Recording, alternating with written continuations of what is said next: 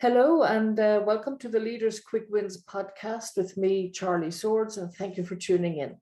There's a lot of upheaval out there with offices reopening and people returning either willingly or, in some cases, reluctantly to their physical working environment. There are challenges too for your employees and yourself as you lead them back into full on-site work or into a continuing hybrid setup.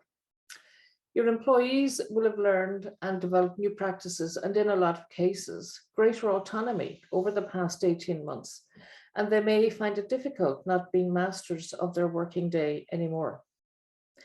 Perhaps too, some of your employees suffered varying levels of emotional trauma when working remotely, and this will be reflected in their behavior.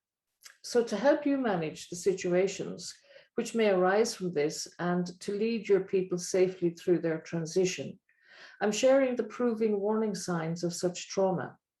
If these signs were obvious during remote working, do please observe your employees closely in the office, as these behaviors may continue and they may not find it too easy to reintegrate, particularly in the early days. The first sign is one of distraction.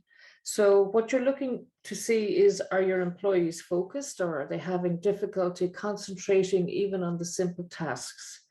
Are they missing deadlines without being aware of it? And have they actually begun to procrastinate? Secondly, are your employees participating in virtual and now in physical meetings?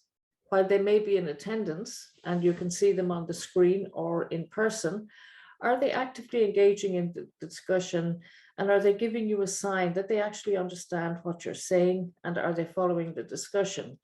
And this practice applies whether they're communicating with you from a remote location or even on site. Are they engaging in unusual fidgeting, any unnecessary movement, or just abruptly stepping out of the screen or out of the room or out of the meeting? Do they engage in any of these actions which would be unusual for them? And have they become more impatient at being in a meeting? The fourth recommendation is the emotional outbursts or the anger. Do any of your employees show any signs that they feel overwhelmed or under severe stress? Do they become hugely defensive? Do they respond sharply or aggressively, and at times possibly offensively?